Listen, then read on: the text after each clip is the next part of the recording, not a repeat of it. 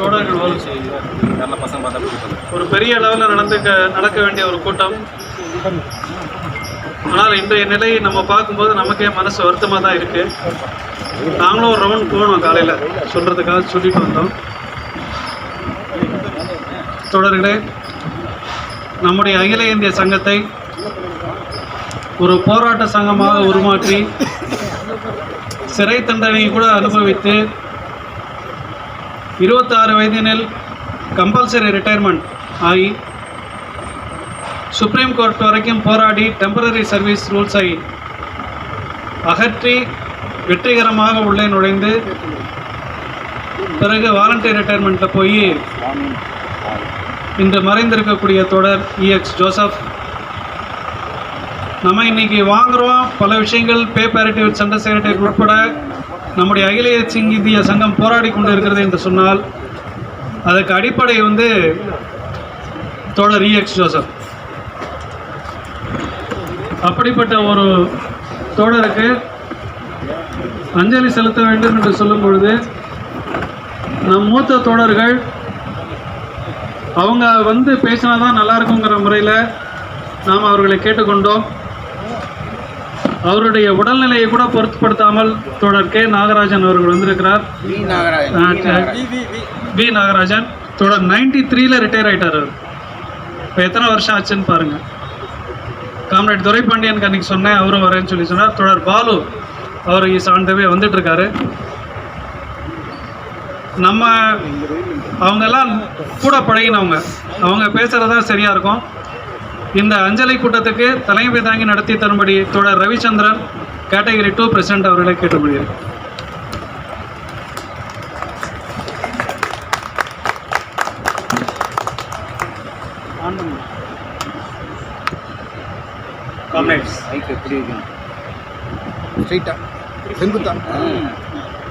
Comrades, கடந்த வாரம் நம்ம ஜோசப் அவர்கள் ஐயா மறைந்த செய்தி கேட்டு உண்மையாலுமே நாம் மிகுந்த வருத்தத்துக்கு உள்ளானோம்.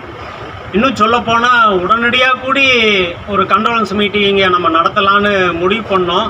பட்டு அவரோட அந்த பூத உடல் அமெரிக்காவில் இருந்தனால அந்த இறுதி சடங்கெல்லாம் முடிஞ்சதுக்கப்புறம் நம்ம பண்ணிக்கலான்னு முடிவு எடுத்துட்டு இன்றைக்கி அந்த இறுதி அவருக்கு நாம் அஞ்சலி நம்ம செலுத்துகிற இந்த நிகழ்ச்சியை நம்ம ஏற்பாடு பண்ணியிருக்கோம். தலைவர்கள்லாம் வந்திருக்காங்க. நிச்சயமாக ஜோசப் ஐயாவை பற்றி நமக்கு நிறைய செய்திகள் ஒன்றும் தெரியாது. என்ன கேட்டால் அவர் இங்கே செக்ரட்டரி ஜெனரலாக இருக்கும்போது நம்ம இல்லை அப்படிங்கிற காரணத்தினால பெரிய தலைவர்களை நம்ம கூப்பிட்ருக்கோம். அவங்க அவரை பற்றின செய்திகளை நமக்கு சொல்லுவாங்க. அந்த செய்திகளில் எதெல்லாம் நம்மளால் கடைப்பிடிக்க முடியுமோ அதை செய்வோம். இப்போ நான் ஐயா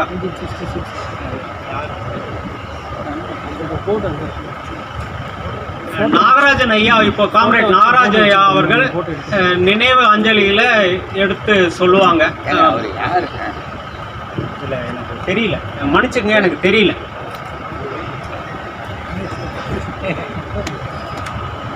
இதுதான் அந்த தொடர்பு அற்று போகிறதுங்கிறது.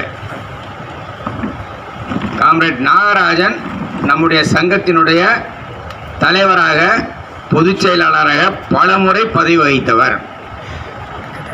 68 வேலை நிறுத்தத்தை தலைமையேற்கொண்டு நடத்தி காட்டியவர். ரெவன்யூ ஆடிட் எக்ஸாமினேஷனுங்க ரிசல்ட் போட்டா ரிசல்ட்டு அதை ரெவியூ பண்ணணும்னு சொல்லி நாம் போராடிய பொழுது கைதான 12 தோழர்களில் ஒருவர் அருமை தோழர் நாகராஜன் அவர்கள். அந்த காலத்தில் நம்முடைய சங்கத்தில் நம்முடைய சங்கம் 2ஆக பிரிஞ்சு இருந்தது. உங்களுக்கு ஆச்சரியமா இருக்குல்ல? ஒரு குறிப்பிட்ட இனத்தை சேர்ந்தவர்கள் நம் சங்கத்தில் மெஜாரிட்டியாக இருக்கிற காரணத்தினால் ஒரு குறிப்பிட்ட இனத்தை சேர்ந்தவர்கள் ஒதுங்கி போனார்கள். நான் சொல்றது கரெக்டான? அப்படி ஒதுங்கி போன எல்லாத்தையும் ஒன்றாக கொண்டு வந்து சேர்த்த ஒரு அற்புதமான தலைவர் அருமை தோழர் கே.ஏ. சுந்தரம். அந்த கே.ஏ. சுந்தரம் வரிசையில் நின்று போராடிய பல தளபதிகளில் ஒருவர் அருமை தோழர் வி. நாகராஜன். தோழர் வி நாகராஜன், ஏ.கே. ராமன், என்.சி. ராஜகோபாலன், தோழர் சீனிவாசன், வி சீனிவாசன், இவர்களெல்லாம் நம்முடைய மார்க்கபந்து, த மில்டன் லீடர்ஸ் ஆஃப் MCAA. உங்களுக்கு ஒரு சம்பவத்தை நான் சொன்னால் நல்லா இருக்கும்னு நினைக்கிறேன். உசைன் ஆகா அக்கௌண்டன்ட் ஜெனரல், கரெக்டான? உசைன் ஆகா அக்கௌண்டன்ட் ஜெனரல் ஸ்ட்ரைக்கு போது 68 ஸ்ட்ரைக்கு 60 பண்ணிட்டீங்க. லோக்கல் ஸ்ட்ரைக்கு, லோக்கல் இஷ்யூ வெங்காயிச்சு. அது உசைன் ஆகா அக்கௌண்டன்ட் ஜெனரல். நம்ம சங்கத்தில் பல பிரச்சனைகள், நோட்டீஸ் போர்டை எடுக்கிறாங்க, ரூமை பூட்டுறாங்க, இப்படியெல்லாம் பல விஷயங்கள் நடந்துகிட்டு இருக்கு 68க்கு அப்புறம். அதுக்கு முன்னாடியும் உசைன் ஆகா பீரியட்லையும் தகராறு. ஆனால் உசைன் ஆகான்னு ஒருத்தர் இருந்தார் தெரியுமா உங்களுக்கு? வாலிபால் மேட்ச் நடத்துகிறாங்களேங்க, வாலிபால் டோர்னமெண்ட். என்ன அப்போ கூட அப்போ இதெல்லாம் ஞாபகம் வச்சுக்கணும் கிடையாது, அதெல்லாம் வைக்கேன். எல்லாம் ரிட்டையர் ஆகிட்டாங்க. உசைன் ஆகா இருந்த ஏஜிலேயே ரொம்ப நல்ல ஏஜ், இருந்தாலும் அவருக்கும் ஈகோ அதிகம். பிரச்சனைகள் வருகிற பொழுது எப்படி தீர்ப்பது என்று தோழர்கள் எல்லாம், நம்முடைய தலைவர்கள் எல்லாம், அன்னைக்கு இருந்த தலைவரெல்லாம் முடிவு பண்ணுறாங்க. அப்போ செக்ரட்டரி ஜெனரல் யாருன்னா comrade E.X. Joseph. E.X. Joseph ஒரு 10 நிமிஷம் உசைன் ஆகா கூட உட்கார்ந்து பேசிக்கிட்டு இருக்காருங்க. பேசி முடிச்சு வெளியே வந்தாச்சு. அடுத்த நாள் அவர் வீட்டுக்கு E.X. ஜோசப்பை சாப்பிட கூப்பிடுறாரு. இதான் ஏன் மெஸ்மரிசம். இந்த மெஸ்மரிசத்தை தான் நம்ம எல்லாரும் கற்றுக்கணும். சண்டை ஒரு புறம், நட்பு இன்னொரு புறம். Blow hot blow cold. அப்படி அவரோடு நெருக்கமாக பழகிய தோழர்கள். தோழர் E.X.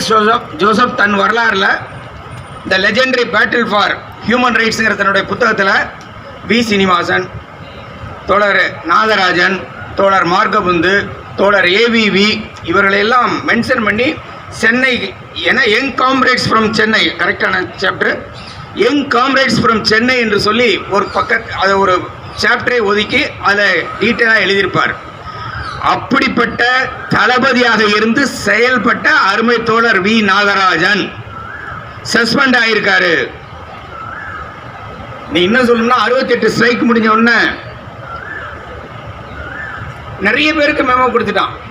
இது என்ன டெம்பரரி ரூல் படி சஸ்பென்ஷன் கொடுத்துட்டான், டெம்பரரி ரூல் படி நோட்டீஸும் கொடுத்துட்டான். அப்போ மன்னிப்பு கடிதம் கேட்குறாங்க. நான் சும்மா இருக்க முடியாது, யாரையாவது பனிஷ் பண்ணி ஆகணும்னு. ஆனால் நம்ம யூனியனில் அந்த கட்ஸை நினச்சி பாருங்க. இப்போ மெமோ வாங்குறோம்னா நம்ம என்ன ஆயிடுறோம்? மெமோ வந்துச்சுன்னா என்ன ஆயிடுறோம்? ஆர்கனைசேஷன்லேருந்து வாலண்டியர் பண்ணுறாங்க. ஏ.கே. ராமனும் K.A. சுந்தரத்தையும் நீ சஸ்பெண்ட் பண்ணிக்க. எப்படி?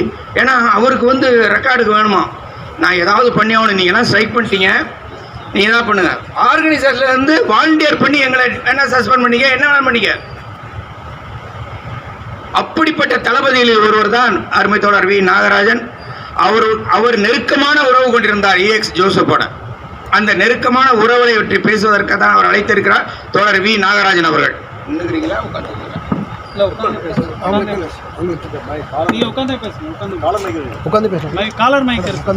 நான் பிடிச்சிக்கிட்டோமா?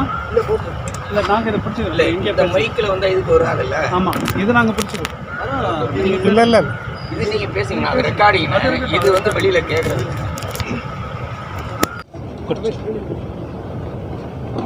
Respected comrades,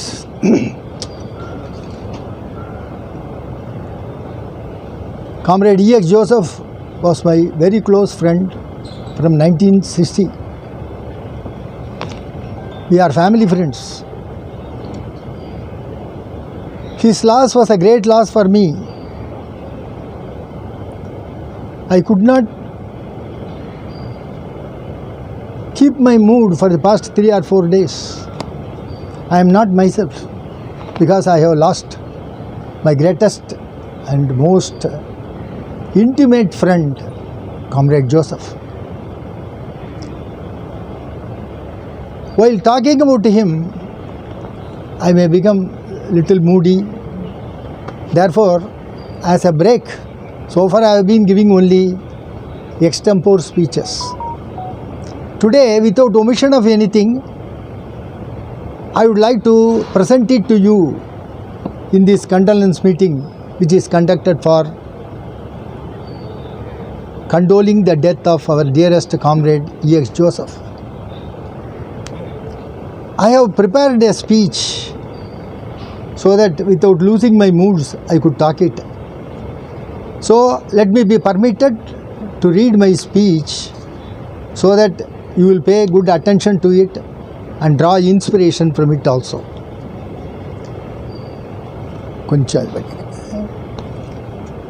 My dear comrades, we have lost our greatest and dynamic leader, Comrade E.X. Joseph, a man of virtue, character, principles, discipline, and above all, sacrifice.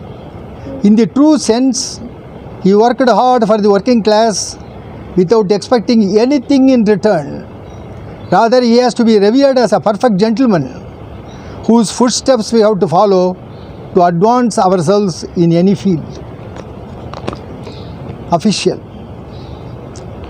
Mr. Joseph joined AG Bombay, and at his age of 22-23, he became the secretary of the association and consequently became the Secretary General of the All India Auditor Accounts Association.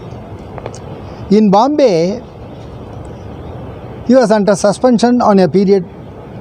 OK. Ghosh was the AG then in Bombay. For his association activities, he was suspended. During the suspension period, he went to a suburban area of Bombay, just like Krombet or Perangudi, something like that in Madras. He went to a suburban to address a meeting beyond the city limit of Bombay during suspension period.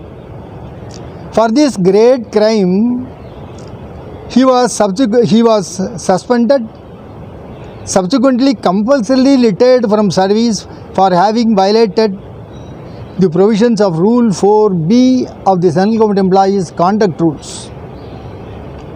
Our Secretary General filed a case in Bombay High Court, E.X. Joseph versus OK. Ghosh, the then AG of Bombay. The High Court decided the case in favor of E.X. Joseph. They struck down Rule 4B of the Conduct Rules as illegal. He was suspended under 4B only. So the suspension has to be withdrawn with reference to the High Court order. But the department went to Supreme Court. Dismissal. Dismissal. Compulsory retired, I have already told you. After compulsory retirement, he continued to be the Secretary General of the All India Association. He filed a case. He won in the High Court. The department went to Supreme Court. There also, the Supreme Court was pleased to confirm the decision of the High Court of Bombay as regards Rule 4B of the rules, Conduct Rules. And also, they have struck down all the provisions under Rule 4A of the Conduct Rules except participation in the strike. You all should know that this is a recognition rules framed in 1956. You should know that MCIA was an association recognized under the Recognition Rules 1919 by the Government of India. That is called de jure recognition. In 1956, after the Rule 4B and part of 4A was struck down by the Supreme Court, in 1956, new, they may call temporary, provisional, something like that, de facto recognition. In 1966, when I was Assistant Secretary in the association, Mr. Aga, Hussain Aga was the AG then, he gave a letter to me that CAG is pleased to give you de facto recognition under the 1956 conduct rules. recognition rules. I wrote a letter back to the AG that our association MCAA was recognized by Government of India legally de jure from 1919. I don't want to wear de facto recognition. That was a letter written by me that ended with that portion. Again, after 1968, 19th September strike, this was invoked again by AG, and so many drama happened later. I will come to that little later.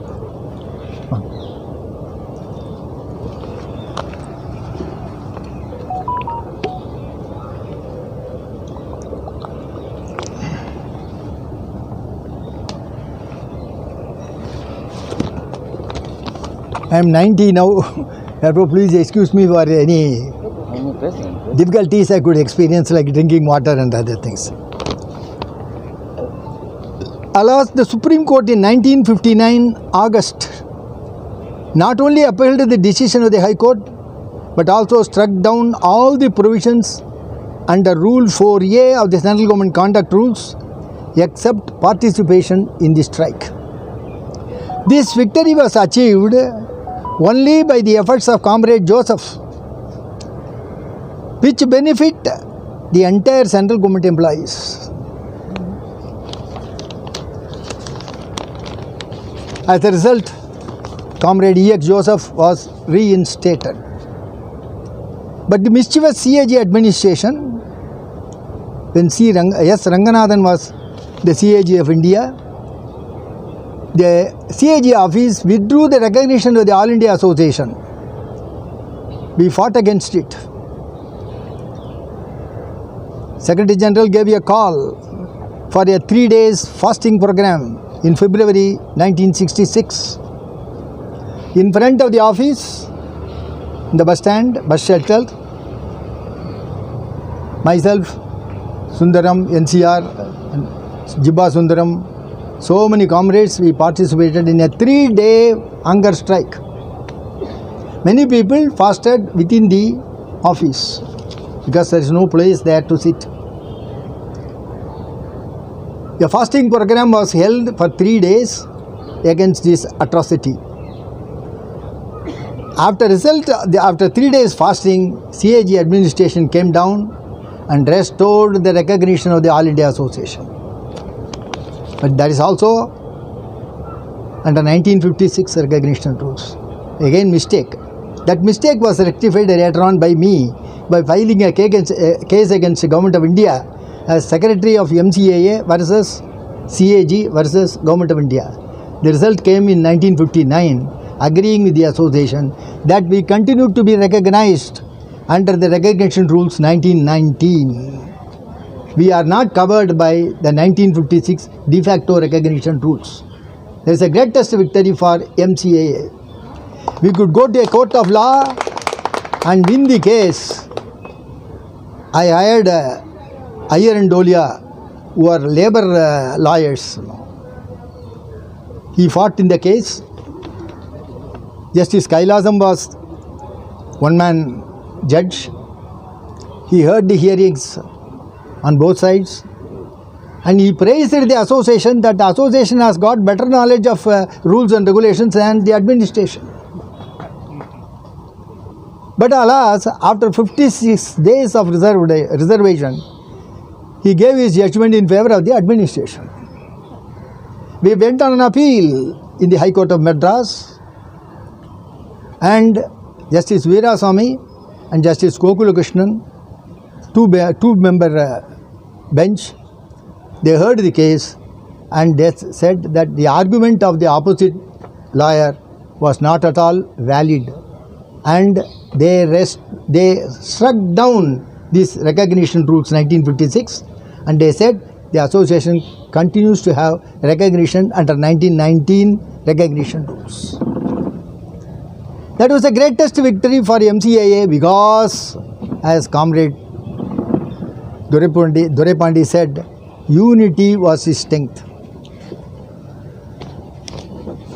Welcome to Balu, my dearest friend. and my dearest comrade in MCAA. So this is a small thing, you know. I told you that in 1966, I refuted the letter of the AG that we don't want your de facto recognition. Then after the strike was over, we won the case in Madras High Court, stating that we continue to be recognized under 1919 recognition rules. Association room was locked, double lock, Ottakut, Rattattapal Mari. Association, I was asked to vacate the association room. AG used to call, R.P. Ranga was AG. He used to call me, vacate the room, take out. You should not collect subscription. You should not demonstrate. You should not hold a meeting. You should remain in your seat and work. Advised me. I dodged him for several days. And finally, one, knowing that getting some information from the administration side, I took all the records, guest attendant machine, typewriter, everything to our friend's house, Mr. Subramaniam. Comrade Subramaniam was a great, very, very sincere to the association. I shifted my MCA office to his house in T Nagar. Except furniture, there was nothing in the room. They put a double lock. They asked me to remove the association name board. I refused. Notice board they removed, but they were afraid to remove the name board because explosion will come. Such was the trend of unity of MCAA at that time. Now I come to some of the activities of Comrade Joseph. Joseph remained a Secretary General with meager contributions from the units. How All India Association will function? Only from 1/3 the collection subscription will be sent to All India Association. With that, the affairs of the All India Association will be taken care of. Majority of the units will not send. But we were an association. On the first of the month, we will remit 1/3 contribution to the All India Association. Any subscription, special subscription, we will give. Any audit magazine, we will sell and send the money immediately. So he suffered a lot as a Secretary General, even for his food, daily expenses.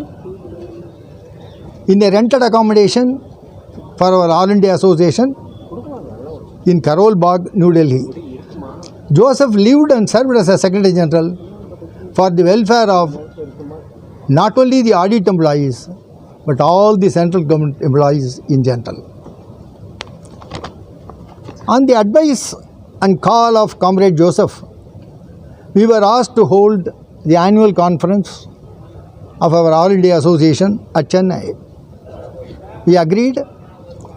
We formed a committee. I was the treasurer of the conference and a participant as Assistant Secretary in the proceedings of the conference. The conference was held in Madras, which was hosted by our MCAA, for which I was treasurer as well as participant in the deliberations.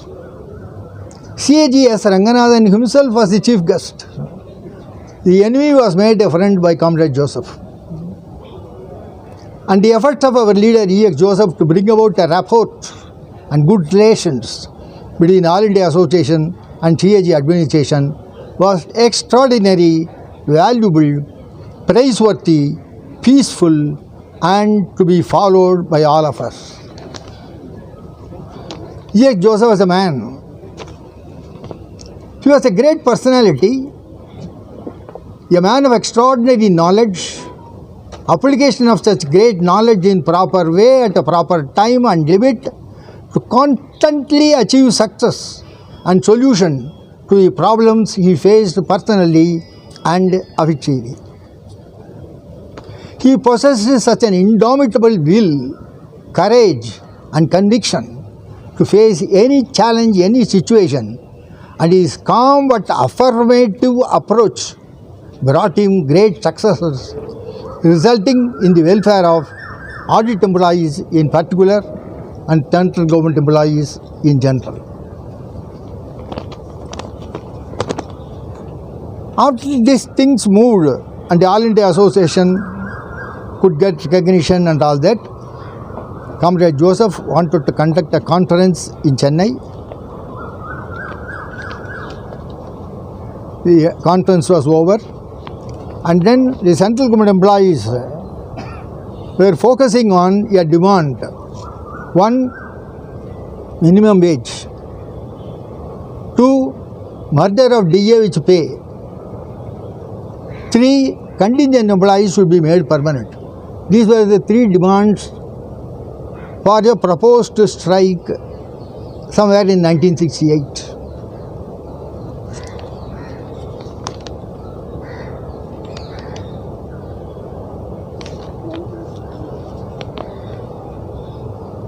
Working committee meeting at Delhi in November 1967. I was fortunate to participate in the historic meeting of our All India Association held in New Delhi in November 1967. I was sent to represent our unit. Comrade Joseph not only resigned from the All India Association but also took voluntary retirement from office. He attended the meeting of November 1967, working committee meeting of our All India Association. He said that if you could achieve success, you should go on direct action only. No pleading, no request, no demonstration will do. Let us go on a direct action method. So somewhere in 1968, we proposed to conduct a strike, a one-day token strike, for which the 1967 November working committee meeting debated, deliberated and came to a conclusion that that was the only way. We started preparing for a one-day strike from 1967 after the working committee meeting. Comrade Joseph also attended the meeting. We made the meeting as a farewell meeting to Comrade Joseph.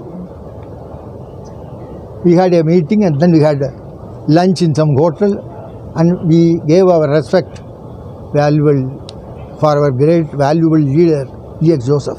Can't find a man like him here afterwards. Historic personality.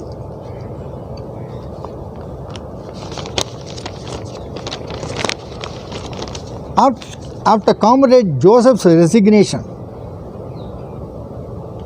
in the 1967 November meeting, working committee meeting, Comrade A.V. Venkatraman was elected as Secretary General of the All India Association, and Comrade S.K. Vyas as Additional Secretary General. But Comrade A.V. could not go to Delhi because of his son's ailment. He had brain tumor. Therefore, he could not leave Madras. Therefore, Comrade Vyas was made the Secretary General virtually. Though he acted as Additional Secretary General, he was virtually additional, actually regular Secretary General. From that time onwards, Comrade Vyas served us for our department and for the central government employees constantly, untiringly. Such a great man, S.K. Vyas, for 2.5 decades, he served our department. He served our association. Personal relationship and friendship with Joseph. The quality of friendship with anyone and everyone in him was unique and unparalleled. I was fortunate to be one among his such friends, close friends. You also know that MCAA, which was inactive till 1964, Garlanding Association. CAG comes, Garlanding. Annual General Board meeting, Garlanding. Handful of people, they will, even committee will not be full. They will hold a General Board meeting and passing on time till 1964. I joined in 1958. I was a chemistry lecturer in St. Joseph's College, Trichy, before my entering AG's office. From chemistry to accounts and audit. There in St. Joseph's College, I enjoyed such a treatment, good treatment. Here, AG's office, utter slavery. Even movement register. If you want to go to toilet, you should enter Nagarajan, 11 a.m.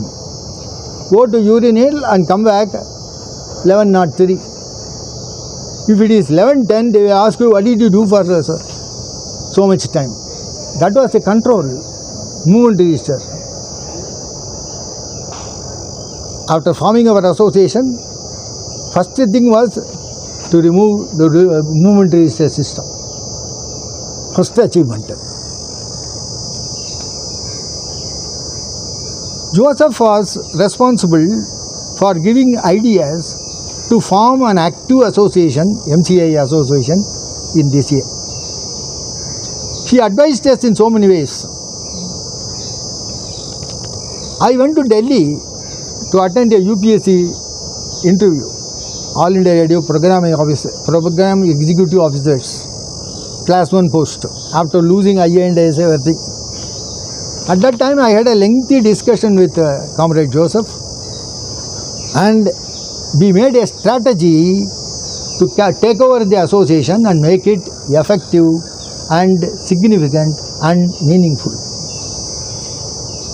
Again, it was his valuable and intelligent approach to make the CAG Ranganathan himself to attend our All India conference. Working committee meeting at Delhi in November 67, I was asked to attend the meeting by our MCIA. I went there and attended the meeting. In 1967, June, we had an All India conference here. The souvenir came late, so we could not distribute it to various people. I took a sack and filled it with our souvenir and took it along with me to attend the working meeting at Delhi. I wrote a card to Joseph. Joseph came to the station to receive me, and he lifted the bag outside Delhi station and putting it in a taxi. We went to his place. Such was a great personality, who will do anything and everything for the sake of friendship. What a simplicity for a man who subsequently became a Supreme Court lawyer. His personal life. Right from 1964, he became my close friend. Earlier we were just known to each other. From 64 we became very close personal friends. Whenever he came to Madras, he used to stay in my house. My mother and my wife used to serve food. He used to like fried appalam very much. In the evening, all of us will go to Comrade K.S. Sundaram, Jibba Sundaram, NCR, A.K. Raman, A. Raman, Desikamani, Ramalingam, M. Srinivasan, everybody, all of us will go. I know the names of those people who were in the committee at that time. We used to go to Mylapore Woodlands Hotel, take the lunch or dinner as the occasion may be. If it is dinner, after dinner we used to sit in the lawns of Mylapore Woodlands Hotel and have a chit chat, cracking jokes. I used to crack all types of jokes. All people will laugh, and Joseph named me as the secretary of the Joke Sabha. And then, having known that I used to sing, he asked me to sing some songs. He also is interested in music. He also sang a song and all that. Very nicely, everything went on very well. Once, under this very same greenwood tree, he was addressing a meeting. He came to Madras as Secretary General. He addressed a meeting here. In that meeting, he attacked the economic policy of the government here. What was the economic policy then? Mixed economy. What is that mixture economy? Rich and poor. Improving the rich, suppressing the poor. He used to crack a joke on mixed economy. He just created a joke. During Second World War, in England, they could not supply chicken to all the soldiers. Short supply. They went to Prime Minister Churchill and said, there is not enough chicken. What shall you do now? Instead of chicken, give horse milk. Sir, in which proportion, sir? 1 horse, 1 chicken. Are you able to catch it, the joke? Mixed. 1 horse, such a big thing. 1 chicken, small thing. That is the mixed economy of the government of India. He cracked a joke in the very same place. He used to call me Nagu. Many people used to call me Nagi in the office. He used to call me Nagu. In all his personal letters, he used to write letters to my 2 daughters, putting cartoon drawings in the sides. She is my first daughter. He used to receive letters from Joseph.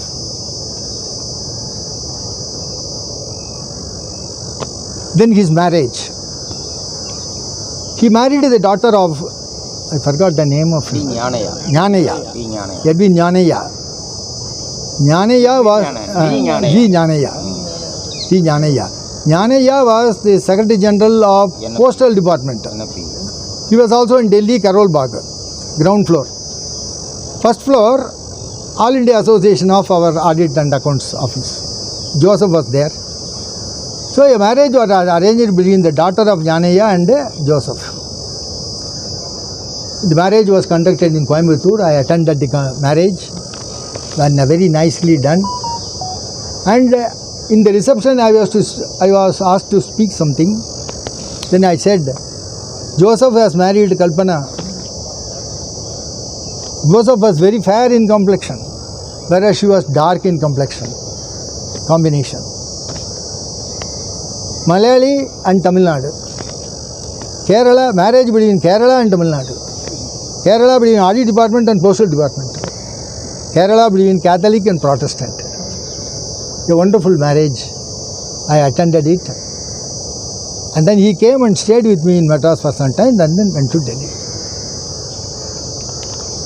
Then he got 2 girls, 2 children. Both are girls. The marriage of the first daughter, Kavita, was conducted in Woodlands Hotel, Mylapore. We all attended that meeting. I mean marriage. It was a very happy marriage. The boy was a Brahmin boy. So the marriage took place according to Brahmin procedures and methods. It was well done, very happily attended. Joseph was very happy.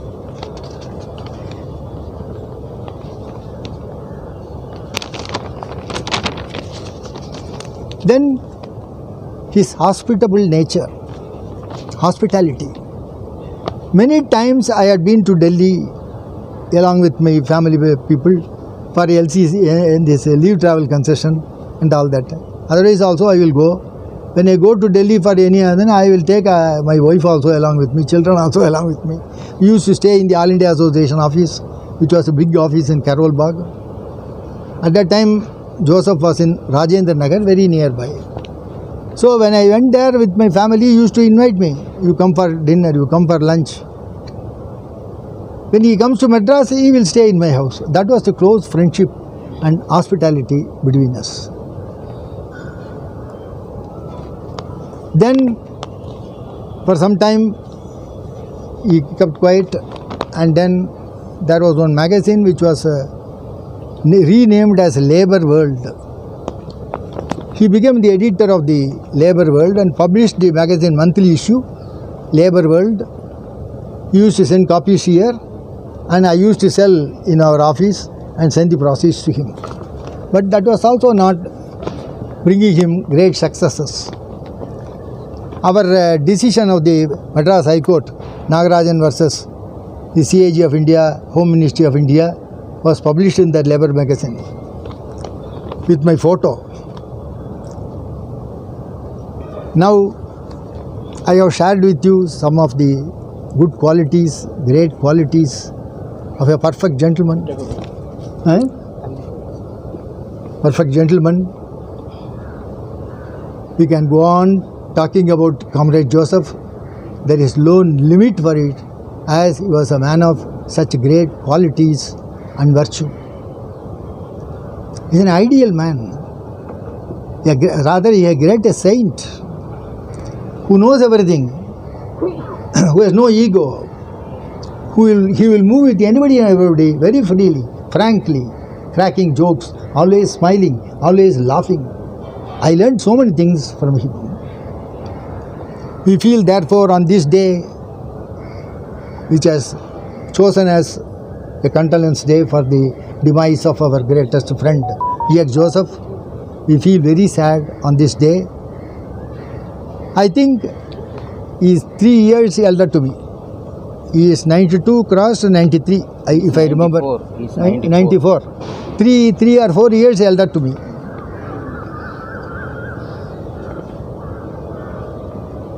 As far as Joseph is concerned, whoever moved with him throughout India, he was a loving brother. E.X. Joseph was a name to reckon with in the government circles in all the states and in the central government. In the Secretariat of Delhi, everybody knew Mr. Joseph. Whenever he goes for any mission, he will return only with success. By his knowledge, wonderful knowledge, orator, author, always smiling. If you hear his speech, your innate personality will change and you will automatically go to follow his principle, ideals, and follow him in all the endeavors of your life. That's the greatest personality in him. We can go on adding so many things, but there's a time limit. Therefore, we pray, may his soul rest in peace. May his soul rest in peace. May his soul rest in peace. Let us also pray God, requesting him to shower his choicest blessings on his family for all good in life, peace, good health and prosperity. Let us remember Comrade Joseph in all walks of life only to follow his footsteps. Comrade Joseph, Zindabad. Comrade Joseph, Zindabad. Comrade Joseph, Zindabad. Unity, Zindabad. MCAA, Zindabad. MCAA, Zindabad. All India Association, Zindabad. All India Association, Zindabad. Unity, Zindabad. Unity, Zindabad. Unity. Zindabad. Comrades இஎக் Joseph பற்றின அனைத்து விஷயங்களையும் ஒரு வரலாற்று நாடகம் போல அவருடைய நண்பர் வி நாகராஜன் அவர்கள் இங்கு அவருடைய 90வது வயதில் இங்கே வந்து நமக்கு எடுத்து உரைத்ததுக்கு மிகவும் நன்றி. அடுத்த வந்துட்டு நமது முன்னாள் தலைவரும் இன்னைக்கும் பென்ஷன் அசோசியேஷன் லீடராக இருந்துட்டு பல சேவைகள் பண்ணிட்டு இருக்கிற டி பாலு அவர்கள் பேசுவார். அப்படி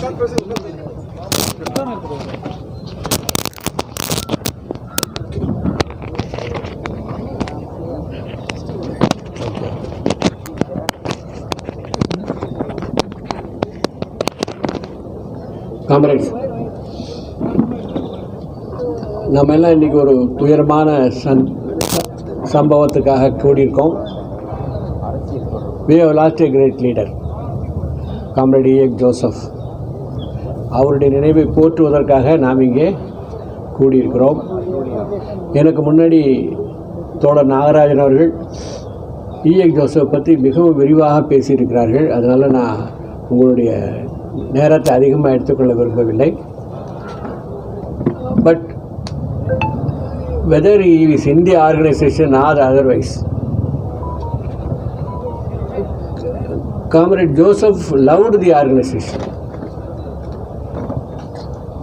நம்ம ஆடிட் அண்ட் அக்கௌண்ட் செப்பரேஷன் ஆன பிறகு பெரியார் மாளிகையில் ஒரு மீட்டிங்கில் வந்து அவர் பேசியிருக்கார். நம்ம ஆடிட் ஆஃபீஸ் அசோசியேஷன் ரூமுக்கு வந்திருக்கார்.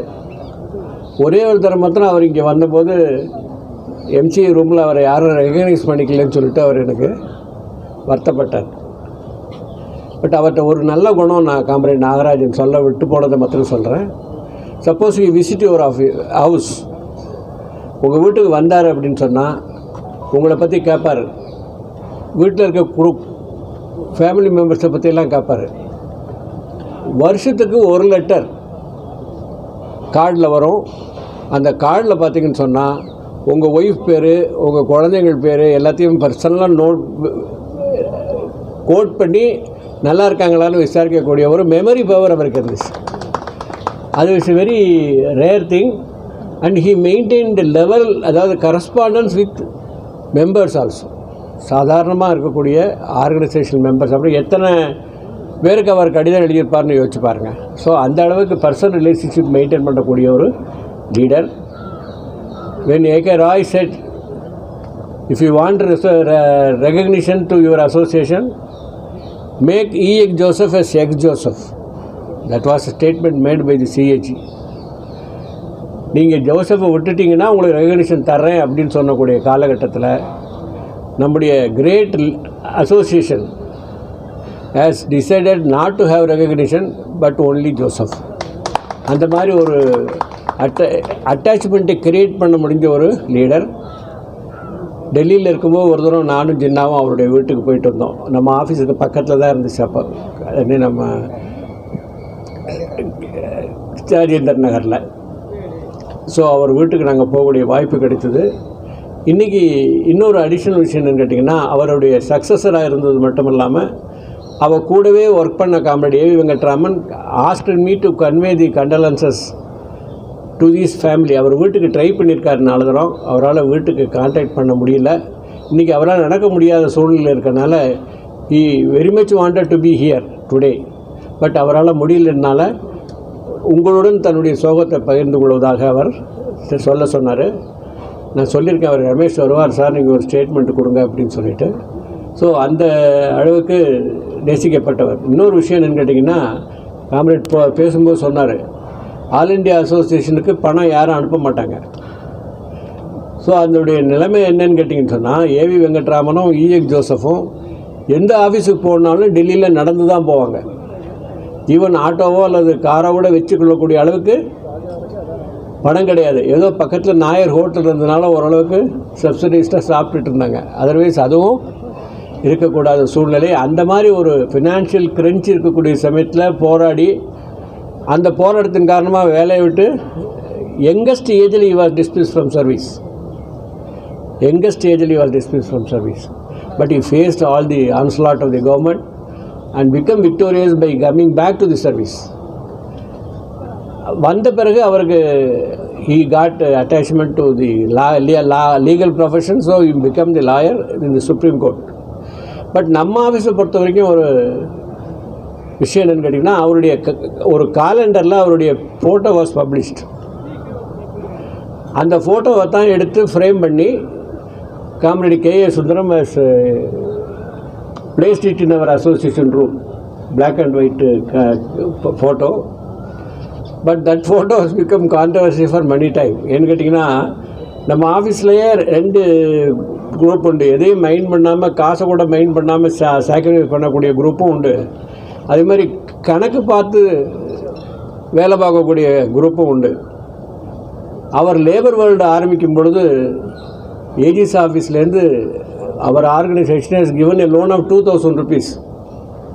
அந்த 2000 rupeesக்கு இன்ட்ரெஸ்ட் கொடுக்கல, அந்த 2000 rupees ரீஃபண்ட் பண்ணலைன்ற மாதிரி பேசி ஈவினிங் 5 மணிக்கு மேலே இங்கே ஜெனரல் பாடி நடந்துச்சுன்னா அதில் ஒரு குரூப்பு ஜோசப் கொடுத்த லோன் என்னாச்சுன்னு கேட்குறதுக்குன்னே காத்துட்ருப்பாங்க. அந்த மாதிரி ஒரு நிலைமை இருந்துச்சு. அந்த மாதிரி in spite of all criticism he loved our association, he came with us our association, he participated with our activities. அந்த மாதிரி ஒரு ஏன்னா ஞானியாவுடைய மாப்பிள்ளை 2 பெண்களையும் நல்ல விதமாக கல்யாணம் பண்ணி கொடுத்து 2 வித கல்யாணத்துலேயும் எல்லோரும் நம்ம காம்ரேட்ஸ் எல்லாம் கலந்துக்கக்கூடிய சூழ்நிலையில் இருந்தவுடைய நிலைமை. அவர் இன்றைக்கி இல்லைன்னு நினைக்கும் பொழுது we are very much sad. So அந்த துக்கத்தை உங்களுடன் பகிர்ந்து கொள்வதற்கு ஒரு வாய்ப்பு கொடுத்ததுக்கு நன்றி கூறுகிறேன். வணக்கம். பாலு அவர்களுக்கு நன்றி. முன்னாள் ஏஓ அசோசியேஷன் பிரசிடென்ட் மோகன் சார் அவர்களை பேசும்படி கேட்டுக்கிறேன்.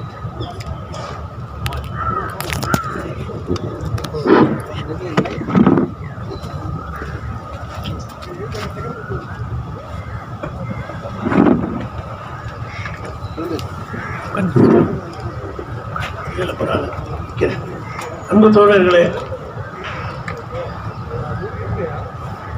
இந்த கண்டோலன்ஸ் மீட்டிங்கில் நான் கலந்து கொள்ள வேண்டும் என்று கூட ரமேஷ்கிட்ட சொன்னேன். ஏன்னு சொன்னால், இஎக் ஜோசப்பும் நாங்களும் வேறு ஜெனரேஷன் அப்படி தான் சொல்லணும். ஆனால் எனக்கு அவரோட ரொம்ப நெருங்கிய தொடர்பு இருக்குது. அதாவது மத்திய அரசு ஊழியர்கள்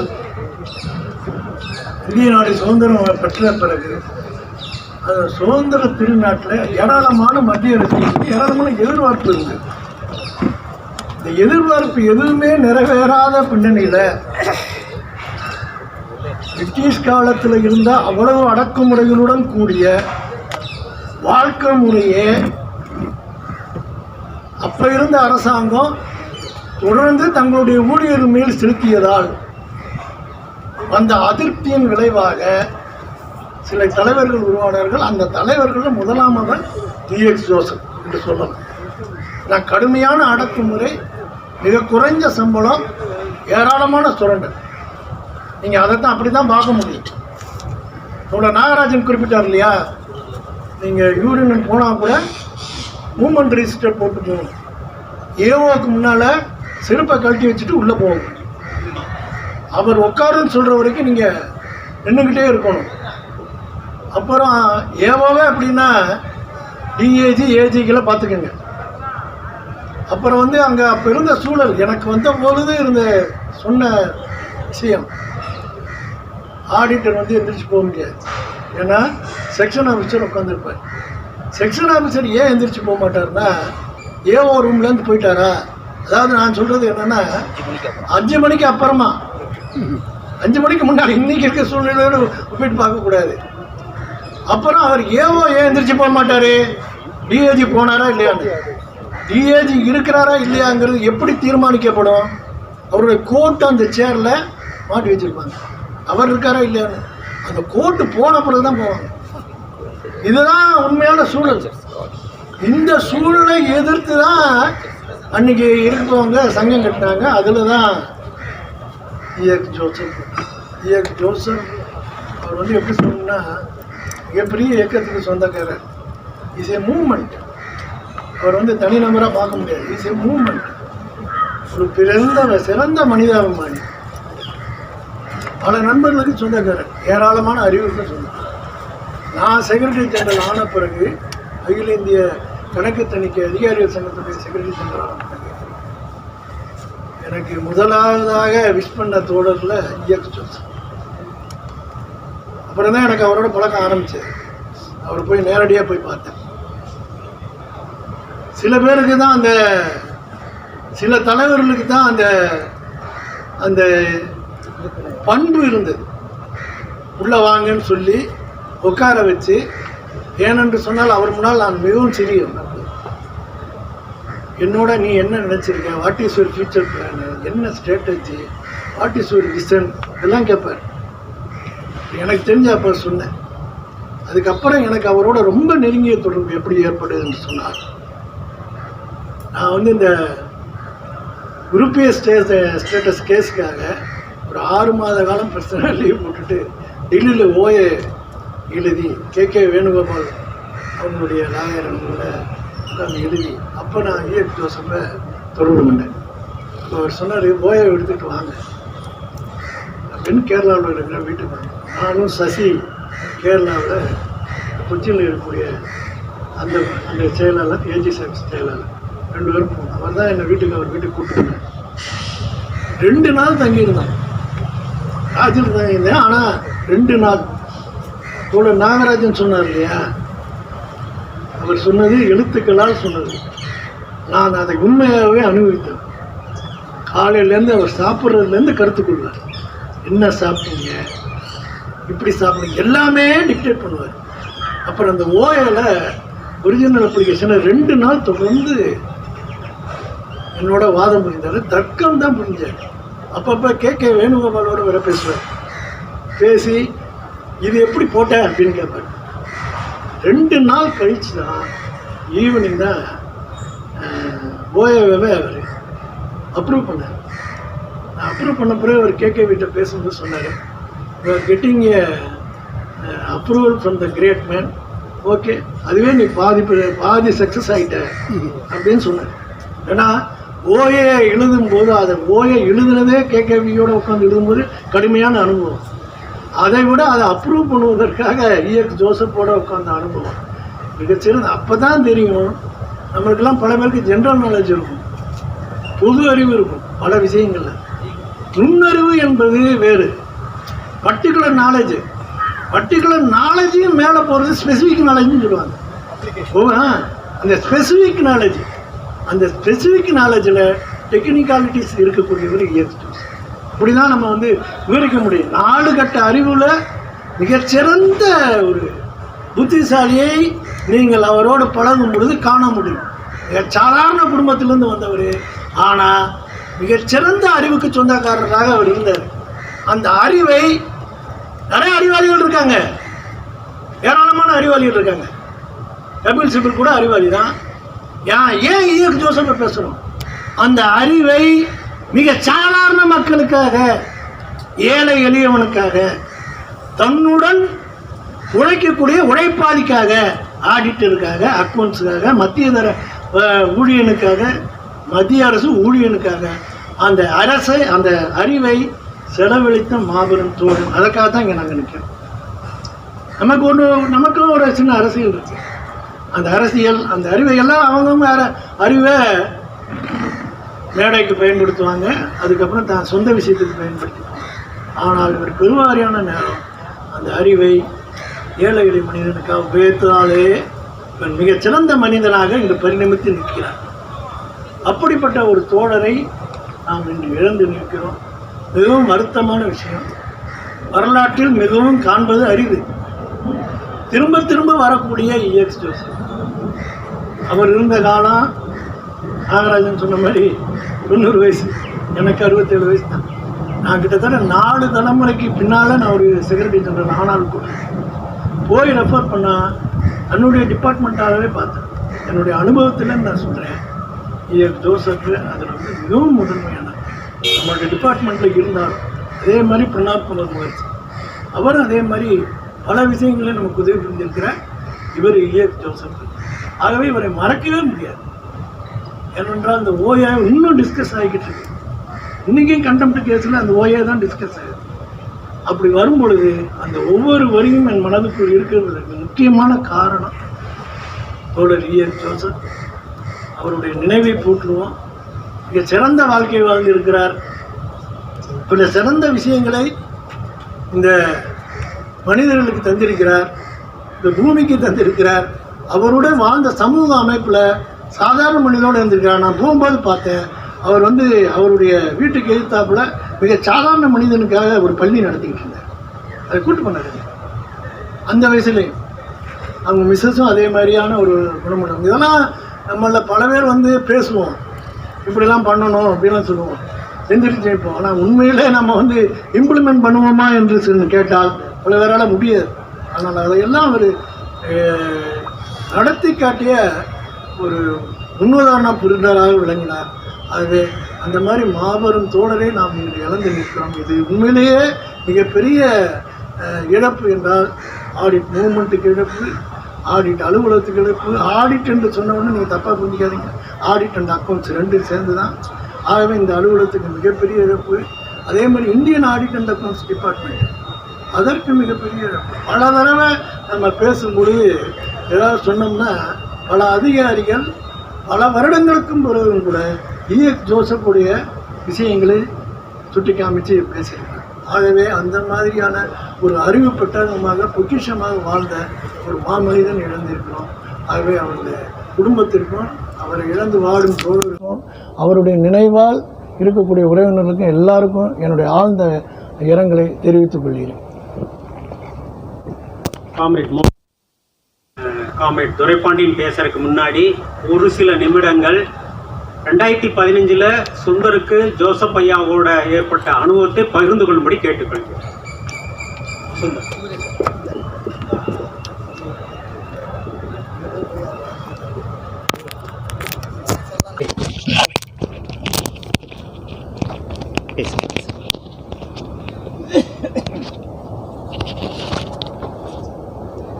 காம்ரேட், இந்த கண்டோலன்ஸ் மீட்டிங்கில் நம்ம பேசுகிறது சாதாரணமாக பேசலாம். ஆனால் ஒரு மாபெரும் ஹிஸ்டாரிக்கல் தலைவருக்கு கண்டோலன்ஸு பேசும்போது இந்த 4 அம்மோன்னு சொன்னாங்க, 4 தலைமுறை. அதுக்கப்புறம் ஒருத்தர் பேசுகிறது அப்படின்னா உங்களுக்கு கூட சில நேரங்களில் தெரியலாம் இவர் என்ன பேச போகிறாரு அப்படின்னு. நான் நாங்கள் கமிட்டியில் அங்கே இருக்க போகும்போது ஆடிட்டில் இப்போ கமிட்டியில் இருக்க போகும்போது 2007 சிவகுமார், ஆமாம் 2007-08 நினைக்கிறேன். அப்போது வந்து ரவீந்திரனும் நங்கமுத்துராஜும் எனக்கு வந்து ஆஃபீஸில் கிளம்பி வரும்போது எனக்கு ஃபோன் பண்ணாங்க. தம்பி எங்கே இருக்கீங்க அப்படின்னு கேட்டாங்க. நான் ஏஜிஆர் ஃபோன் பண்ணேன். என்னென்ன நீ உடனே நீங்கள் வந்து திரிசூலத்தில் இறங்கிருங்க அப்படின்னாரு. நான் எங்கள் ஊர்லேருந்து ஃபாஸ்ட்டு அது வந்தால் தான் ஆஃபீஸ் வர முடியும். நான்லாம் நிற்காது, நீ இங்கெல்லாம் இன்றைக்கி இறங்க முடியாது, நான் அதை விட்டால் கிண்டி தான் இறங்க முடியும் அப்படின்னேன்.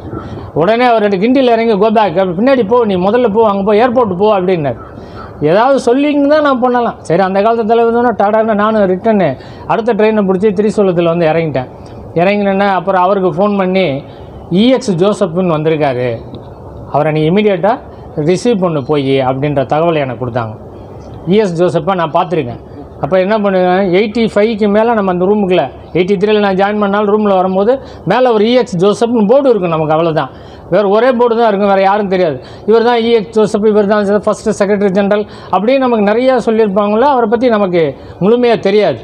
ஒன் ஃபைன் மார்னிங் திடீர்னு அவரை போய் பாரு அப்படின்னு சொன்ன உடனே அதுக்குள்ளே நங்கமுத்துராஜ் கொஞ்சம் ஃபீட் பண்ணார். அவர் யார், எப்படி இருப்பார், பழைய ஃபோட்டோஸ்லாம் கொடுத்தாரு. நான் போய் பார்க்கணுன்னா எப்படி பார்க்குறது? அப்புறம் நான் ஏர்போர்ட்டில் போய் இல்லை ஹோட்டல் மேனர்ன்ற அங்கே போயிட்டார், ரூம் நம்பர் இதில் இருக்குது, நீ அவரை போய் பாரு அப்படின்னும் போது உடனே நான் போய் பார்த்தேன்.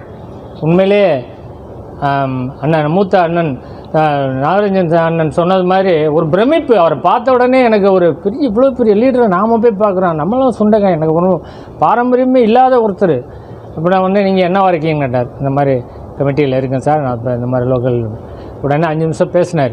பேசினதுக்கு அப்புறம் கொஞ்ச நேரத்தில் அவர் நானும் அவங்க மேடத்தை இப்போ நான் இதை பதிவு பண்ணுறதுக்கு காரணம் என்னென்னா, அவங்க மேடத்தை பேச போகும்போது அவங்களுக்கு தமிழ் தெரியும், அவங்கள்ட்ட தமிழில் பேசலாம் நீ அப்படின்னாங்க. உடனே மேடத்தில் கல்பனா மேடத்தில் இதை பதிவு பண்ணுறதுக்கு தான் இந்த மீட்டிங்கில் நான் ரவிட்ட நான் சொன்னேன். ஸோ அவங்களோட கிட்டத்தட்ட 11 o'clock நான் மீட் பண்ணது 2 மணி வரையும் அவரோட. அவர் என்ன பண்ணால் நான் சாப்பாடு கொண்டு வந்திருக்கேன்னார். No we are with you, நீ என்னோட தான் சாப்பிட்ணுன்னு சொல்லி எனக்கு அவர் அந்த ஹோட்டலில் எனக்கு அந்த சாப்பாடு அப்போவே 500 ரூபாய்க்கு மேலே எனக்கு அவர் சாப்பாடு வாங்கி கொடுத்தார். நான் பே பண்ணுறேன் என்ன நோ அப்படின்னுட்டு அந்த மேடம், அதுதான் முக்கியம்.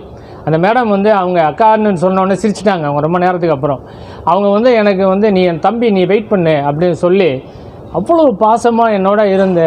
அப்புறம் அண்ணன் பிரம்மண்ணன் சொன்னார், தம்பி நீ என்ன பண்ணுவே தெரியாது, ராஜாஜி பவனில் இன்றைக்கி மீட்டிங் இருக்குது, நீ ராஜாஜி பவன் கூட்டிகிட்டு வந்துடு அப்படின்ட்டார். ஸோ உடனே நாங்கள் தகவலை சொன்னோம், நீ ராஜாஜி பவன்லாம் போடாத, முதல்ல நம்ம 360 அண்ணா சாலை கூட்டிகிட்டு வந்துடு ஃபஸ்ட்டு, அதுக்கப்புறம் வந்து இங்கேருந்து நம்ம சாப்பாட்டுக்கு ஏர் பண்ணோம் இல்லை, நாங்கள் சாப்பிட்டுட்டே வந்துட்டோம் அப்படின்னு. உடனே ஆடிட் ரூமுக்கு ஃபஸ்ட்டு நான் கூட்டிகிட்டு வந்து அங்கே நம்ம தோழர்கள் எல்லாம் வச்சு நம்ம அங்கே எல்லோரும் இருந்து அவரை ரிசீவ் பண்ணி அந்த சேரில் உட்கார வச்சு, அதுக்கப்புறம் அக்கௌண்ட்ஸ் ரூம் நமக்கு எப்போவுமே தாய ரூம் தானே, அங்கே வந்துட்டு நாங்கள் இமீடியட்டாக நான் வந்து ராஜாஜி பவன் அன்னைக்கு போராட்டத்துக்கு கூட்டிகிட்டு வந்தேன். இந்த நிகழ்வுகளை நான் இங்கே பதிய வைக்கிறேன்றதுக்காண்டி தான் நான் வந்தேன். அதனால் அந்த அக்கா அவங்களுக்கு எனக்கு பர்சனலாகவே எனக்கு அவங்களோட பேசுனது கிட்டத்தட்ட ஒரு 4-5 மணி நேரம் அவங்களோட நான் பயணிச்சிருக்கேன்றது அவங்க ஃபேமிலிக்கும் அவங்கள இழப்பாடவர்களுக்கும் ஆழ்ந்த அனுதாபத்தை தெரிவித்துக் கொள்றதுக்காண்டி பண்ணிருக்கேன். நன்றி. நன்றி சுந்தர். வேற யாராவது பேச இருக்கிறீங்களா நினைவலைகளை பகிர்ந்து கொள்ள? அடுத்ததான் நம்ம முன்னாள் பிரசிடென்ட், ஆல் இண்டியா பிரசிடெண்டாக இருந்த காம்ரேட் துரைப்பாண்டியன் அவர்கள் தனது நினைவலைகளை பகிர்ந்து கொள்ளார். எவ்வளவு நேரம்னு ஒண்ணுமே சொல்லல, 15 நிமிஷம் பத்தாது. நம்முடைய முன்னாள் இந்நாள் தலைவர்களே, அருமை தோழர்களே, தோழியர்களே, எனக்கு இந்த கூட்டத்தை பார்த்தோன்னே கொஞ்சம் பேராவது வந்திருக்காங்கிறத மகிழ்ச்சி. வந்திருக்கிற இந்த கமிட்டி மெம்பர்ஸ்லாம் கூட்டினா எத்தனை பேர் இருப்பாங்கன்னு அதை யோசிக்கும்போது வருத்தமும் அதிகம். ஏன்னா இந்த மனித குலம் தொடர்ந்து செய்கிற தவறு என்னென்னா நன்றியை மறப்பது தான். இது பல விஷயங்களில் வெளிப்படும். பல பேருக்கு இந்திய சுதந்திரம் எப்படி வந்ததுன்னு கேட்டால் தெரியாது. ஏஜிஎஸ் ஆஃபீஸில் எம்சிஏன்னு ஒரு சங்கம் இருக்கு, அது எப்படி இவ்வளவு நாளாக 100 ஆண்டுகளோ வாழ்ந்து கொண்டிருக்கிறது என்று கேட்டால் அவங்களுக்கு அதெல்லாம் தெரியாது.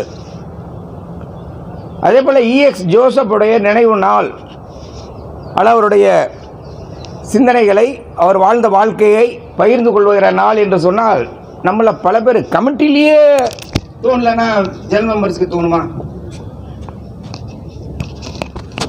கேட்கும். இது கனெக்ட் ரெக்கார்டு தான் கனெக்ட் ஆகும்.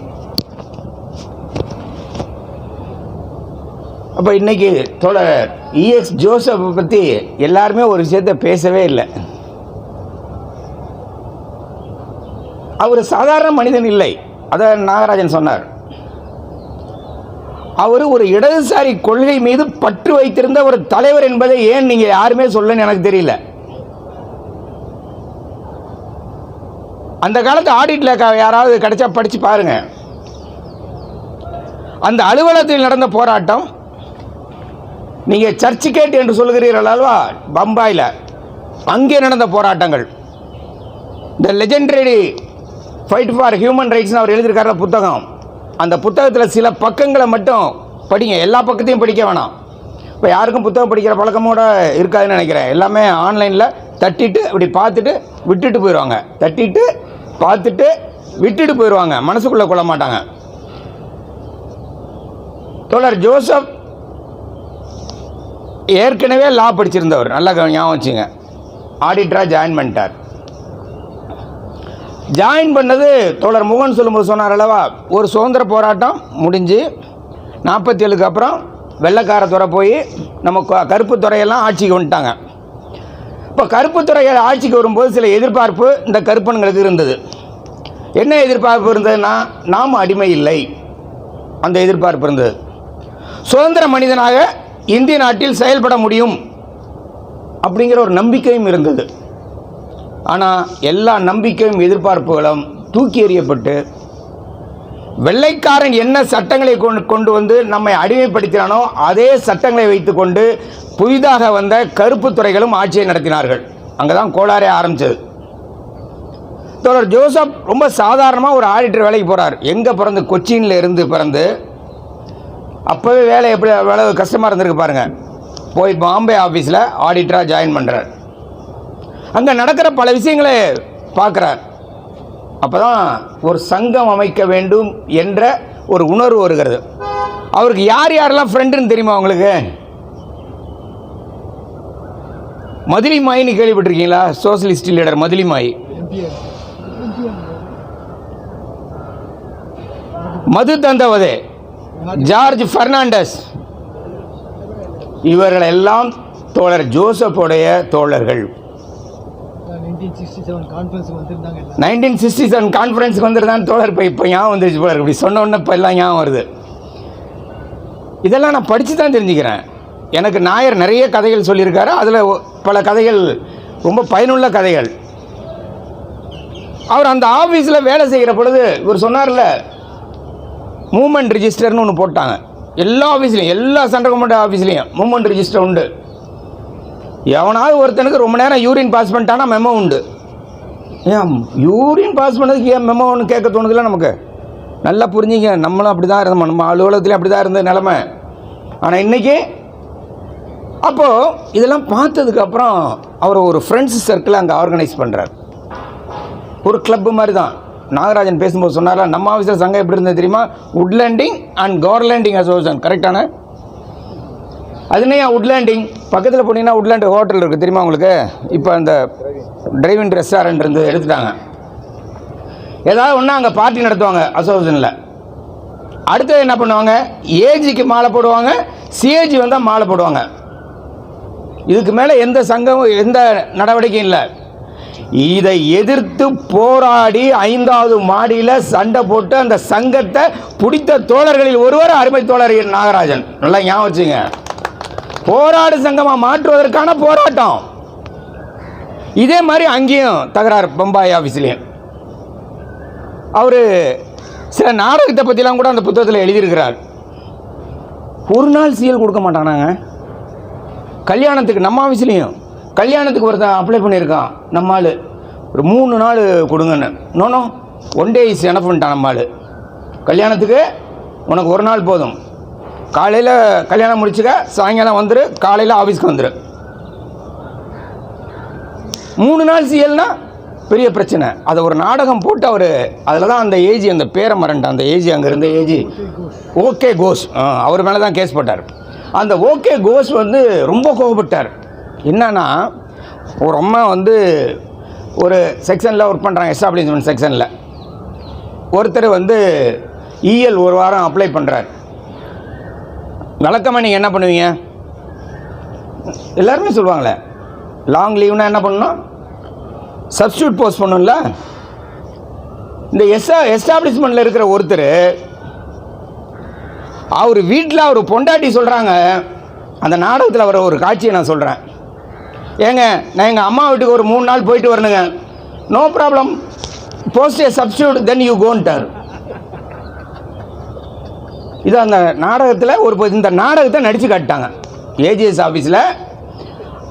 அந்த சூப்பரண்டென்ட் யாருன்னா அவங்களுக்கு தெரியுது.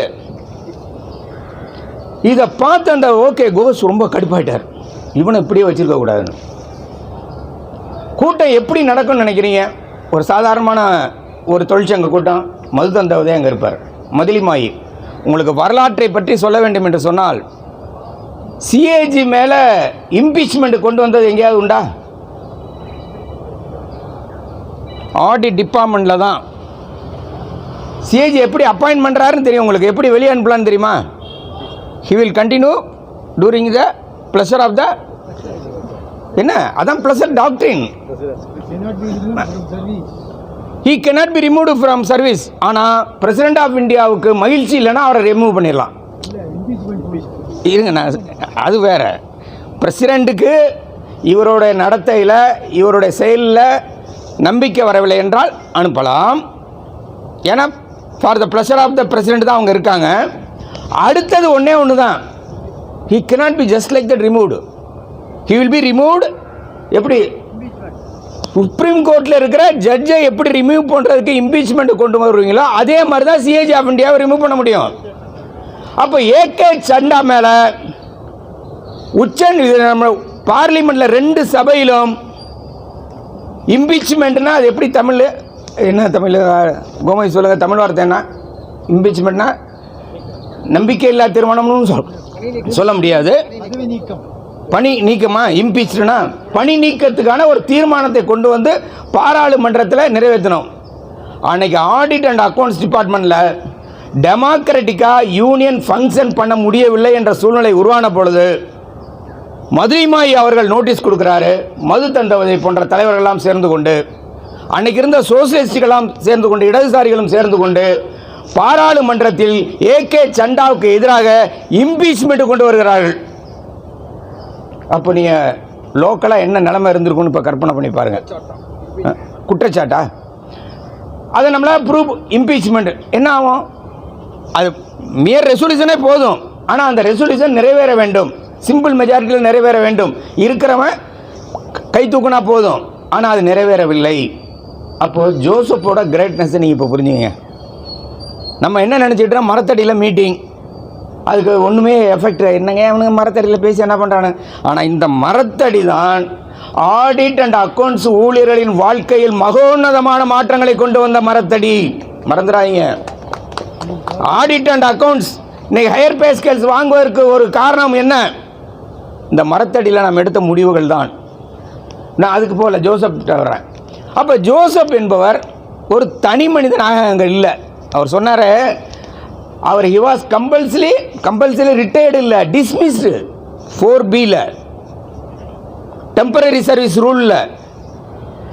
இந்த டெம்பரரி சர்வீஸ் ரூலை சுப்ரீம் ஹைகோர்ட்டில் ஜெயிச்சிட்டாரு. சுப்ரீம் கோர்ட்டுக்கு போனால் இவரே லாயர் இல்லையா, இவரையும் வாதாடினாரு, கூட வக்கீல் வச்சு வாதாடி. நீங்கள் நல்லா கவனிங்க, தனக்கு மட்டுமல்ல தன்னுடைய சந்ததிக்கும் நம்மை போன்றவர்களுக்கும் 4B டெம்பரரி ரூலில் நோட்டீஸ் கொடுக்க தடுத்து நிறுத்தி அதை மாற்றி அமைத்த அந்த ரூலையே தூக்கி எறிந்தவர் EX ஜோசப். Shut down. அதுக்கு பிறகு போச்சா இல்லையா? இருந்துச்சு, நானும் வாங்கியிருக்கேன் ரூல் 4Bல. அதுக்கப்புறமும் இருந்த, அப்போ பேர் என்ன 5 அதுக்கப்புறம் மாறினது ரூல் 5. அதில் எனக்கும் கொடுத்தான். ரூல் 5ல் 3 மாதம் சம்பளமோ அல்லது 3 மாதமோ எது கொடுத்துட்டு நான் போய்க்கலாம், நோட்டீஸ் கொடுத்து போயிடலான்னா. இல்லை, ஒரு உதாரணத்துக்கு சொல்கிறேன். அப்போ ஜோசப் இந்தியா முழுவதும் சுற்றுப்பயணம் போகிறார். அவர் சுற்றுப்பயணத்தில் ஒரு முக்கியமான இடம் ஏஜிஎஸ் ஆஃபீஸ் தமிழ்நாடு. அவர் அந்த புத்தகத்தில் நினைவுகளை நிறைய பேரை எழுதியிருக்கார். நேரம் இல்லை, எல்லோரும் கம்மியாக வேறு இருக்கீங்க. அவர் 15 நிமிஷம் வேறு சொல்லிட்டாரு. எனக்கு ஆரம்பிக்கவே 15 நிமிஷம் வேணும், முடிக்கிறதுன்னா என்ன கஷ்டம். இங்கே வந்தப்போ அவர் யாரெல்லாம் சொல்கிறாருன்னா, AV Venkatraman, LR Narayanan postal auditor, என்ன பேரெல்லாம் கரெக்டான, டிஜி நாராயணசாமி, அடுத்தது AGS office V Srinivasan. V Srinivasan நமக்கு எதிராக போனார். ஆனால் அவர் எதிராக போயிருந்தாலும் கூட அவருடைய இரங்கல் தெரிந்த உடனே முதலில் நின்றவர்கள் எம்சிஏ சங்கத்தை சேர்ந்தவர்கள். அதுதான் நம்முடைய நன்றி உணர்வு. அதே மாதிரி Margabandhu, V Nagarajan, KA. Sundaram, AK. Raman, இப்படி பல தோழர்களை அவர் அந்த புத்தகத்தில் மென்ஷன் பண்ணி அவங்களெல்லாம் என்ன சொல்கிறாருன்னா, great soldiers of Tamil Nadu army.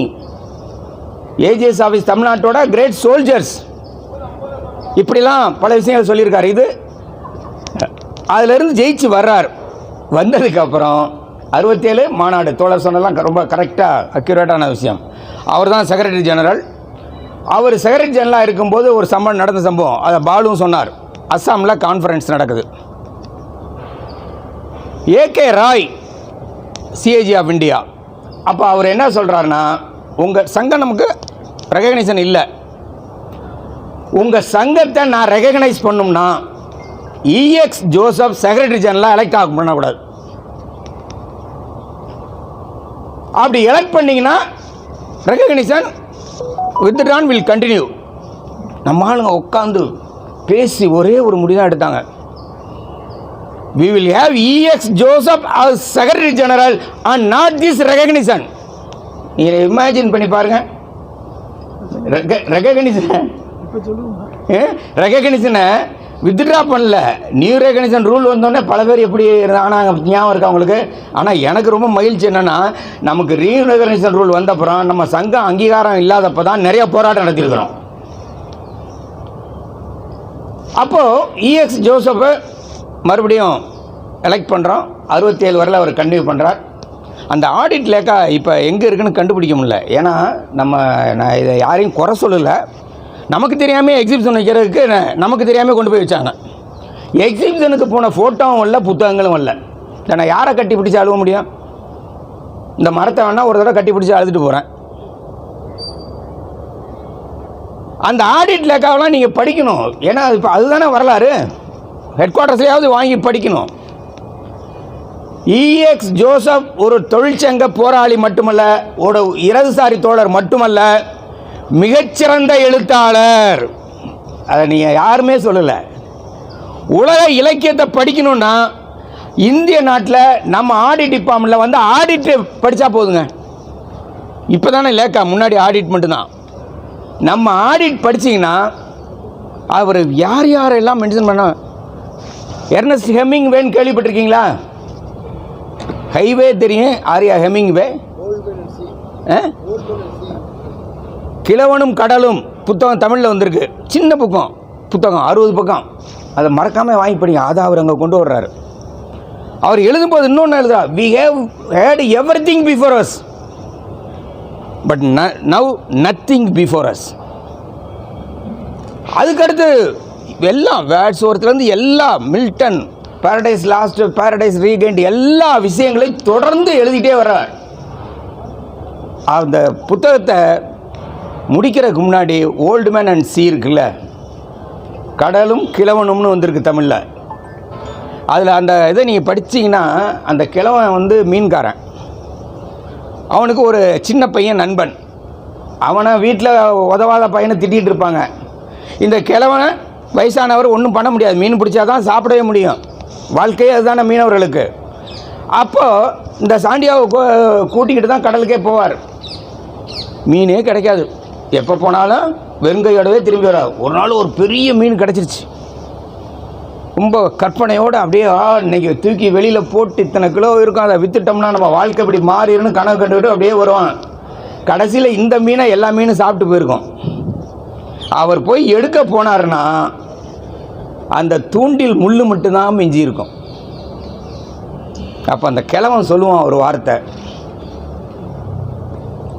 மனிதனை தோற்கடிக்க முடியும்.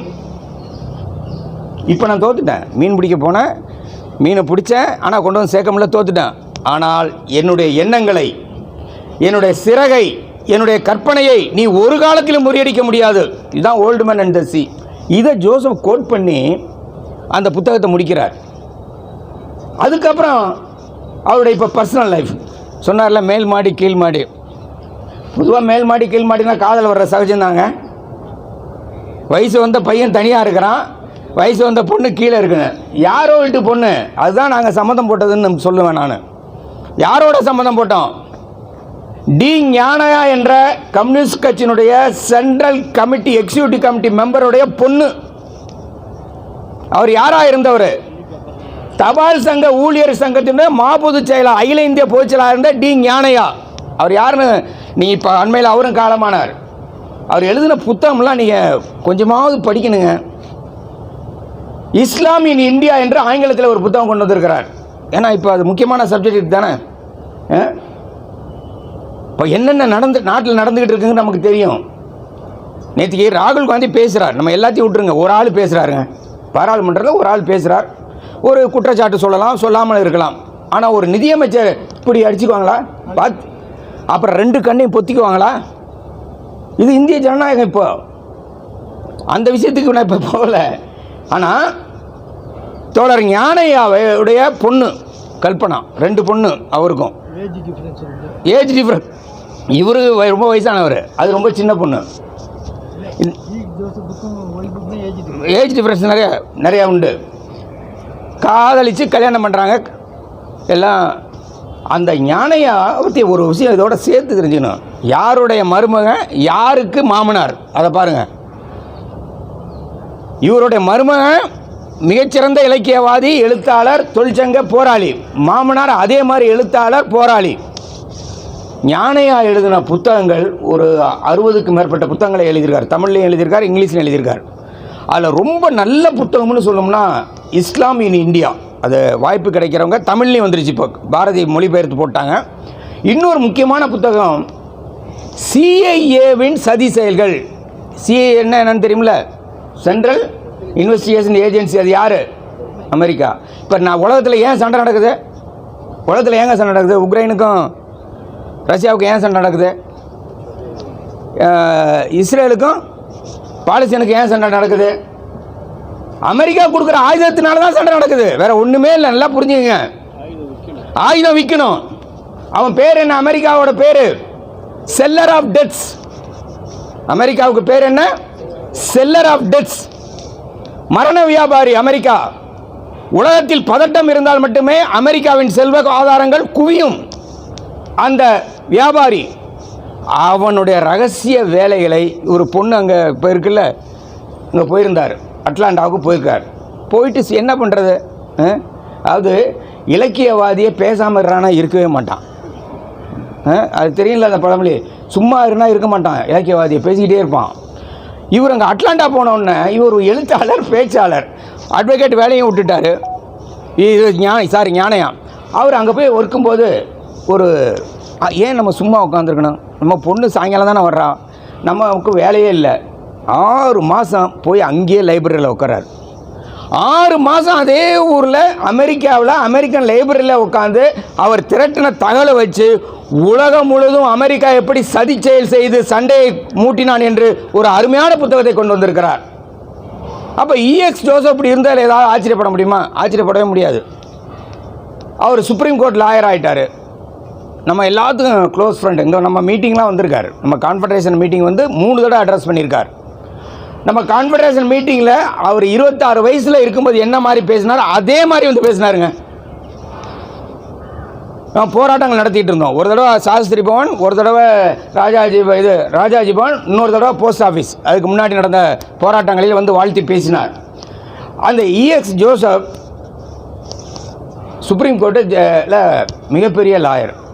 அவரை பார்க்க அந்த ராஜேந்திர நகர் வீட்டுக்கு போனீங்கன்னா வரிசையாக ஆள் உட்காந்துருப்பாங்க. அவர்கிட்ட ஒரு அவ்வளோ பேரையும் எப்படி வரவேற்பார்னு தெரியுமா? நமக்கு இன்னும் இந்த நான் தான் சொல்லுவேன், அடிக்கடி சொல்லுவேன், நமக்கு சிரிக்கவே தெரியாதுன்னு சொல்லுவோம்ல. புன்னகையோட யார் வந்தாலும் அவர் தான் கதவை திறந்து கொண்டு வந்து நாற்காலியில் அமர வைப்பார். உட்காரும் பேச முடிஞ்சிருச்சுங்களா? அதுக்கு அடுத்தது என்ன, முடிஞ்ச உடனே அவரே கூட்டிகிட்டு வருவார், கதவுக்கு முன்னாடி இருந்து அனுப்பிவிட்டு ஓகே பாய் see you அப்படிம்பார். இதை நான் ஏஜி பசுபதிகிட்ட மட்டும்தான் அதுக்கப்புறம் பார்த்தேன். இந்த நன்றி வணக்கம் மகிழ்ச்சிங்கிற அந்த வார்த்தையில் நிறைய பேர் சொல்கிறதே விட்டாங்க. இப்போ தமிழ்நாட்டில் அது மாதிரி இல்லை.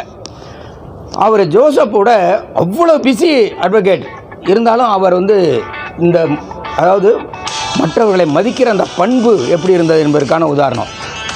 சுப்ரீம் கோர்ட் நல்லா சம்பாரிச்சிட்டாருங்க. நல்லானா சாதாரண சம்பாரிச்சனால கோடீஸ்வரன் ஆகிட்டார். ஆனால் கோடீஸ்வரன் ஆனாலும் அவர் வீட்டுக்கு முன்னாடி பள்ளிக்கூடம் நடத்தினார். பள்ளிக்கூடம் நடத்தினதுக்கு அப்புறம் 2007 எல்லாத்தையும் மூட்டை கட்டி டெல்லியில் தூக்கி போட்டுட்டு சொந்த ஊருக்கு கொச்சின்கிட்ட வந்துட்டார். சொந்த கிராமத்துக்கே வந்துட்டார். அவர் எந்த ஊரில் படித்தாரோ வாழ்ந்தாரோ அந்த கிராமத்துக்கே வந்து விட்டார். அங்கே வந்ததுக்கப்புறம் அவர் சும்மா இருக்கல பாருங்கள். VR Krishna Iyer educational trust and empowerment இதை அங்கே ஏற்படுத்தி கேரளா படிப்பறிவில் முதல் மாநிலம். இப்போன்னு இல்லை, EMS நம்பூதிரிப்பாடு ஆட்சிக்கு வந்ததிலிருந்து கேரளா முதல் மாநிலம். ஆனால் அந்த மாநிலத்தில் ஏழை பிள்ளைங்க இருப்பாங்கல்ல, அந்த பிள்ளைகளுக்கு உதவி செய்வதற்காக எஜுகேஷனல் ட்ரஸ்ட். அடுத்து என்ன, எம்பவர்மெண்ட் ஆஃப் உமன். அதை கல்பனா தான் முழுமையாக, அவருடைய மனைவி தான் முழுமையாக பார்த்துக்கிட்டாங்க. VR கிருஷ்ணய்யர் நம்ம ஊரில் பேசினார், ஞாபகம் இருக்கா உங்களுக்கு யாருக்காவது? 1889 யார் பிறந்த நாள் சொல்லுங்கள்? அதுக்கு நூற்றாண்டு எப்போ வரும்? Doctor BR Ambedkar. அவருடைய நூற்றாண்டு விழாவில் VR கிருஷ்ணய்யர் இங்கே பேசினார். யாருக்காவது ஞாபகம் இருக்கா? கிருஷ்ணமூர்த்தின்னு ஒரு ஏஜ் இருந்தார், ஞாபகம் இருக்கா? அவர் இங்கே பேசுவதற்கு உதவி பண்ணது யாருன்னா, ஏஜிஎஸ் ஆஃபீஸில் நம்ம AGRC கிளப்பில் அம்பேத்கரோட நூற்றாண்டு விழாவை தொழிற்சங்கங்கள் கொண்டாட வேண்டும் என்று முடிவெடுத்த பிறகு முதலில் தமிழ்நாட்டில் VR கிருஷ்ணய்யரை வைத்து நாம் கொண்டாடியது அம்பேத்கர் நூற்றாண்டு விழா. அதில் பேசினார். யார் சொன்னதுனால? EX ஜோசப் ஃபோன் பண்ணி சொன்னார், தொடர் இது மாதிரி எங்களுக்கு தேவையாக இருக்குது, நான் we feel in Tamil Nadu it is better to take VR Krishna Iyer. No problem, I will just confirm it. எப்படி ஜஸ்ட் கன்ஃபார்ம் இட்? உடனே பேசிட்டு சொல்லிட்டார். அப்போது அவருடைய சமூக தொண்டு ஒரு பக்கம், அவருடைய அரசியல் இடதுசாரி அரசியல் அது ரொம்ப தெளிவாக இருக்கார். பெர்னாண்டஸ் பை நேம் கூப்பிடுவார். அவர் நம்முடைய கரோல்பாக்கில் நம்முடைய ஓல்டு ராஜேந்திர நகரில் இருக்கிற 4B/6 கங்காராம் ஹாஸ்பிட்டல் மார்க்கில் ஒரு ஆள் அங்கேயே படுத்திருந்து தங்கியிருந்தாங்கன்னா EX ஜோசப், வியாஸ், ஜார்ஜ் பெர்னாண்டஸ், ஜின்னா. அதுக்கப்புறம் அந்த பீரியடில் அதுக்கப்புறம் நிறைய பேர். அப்போது அவருடைய அரசியல், தொழிற்சங்க, இலக்கிய, சமூக உணர்வு நல்லா கவனிச்சுங்க. அப்போ என்ன அர்த்தம்?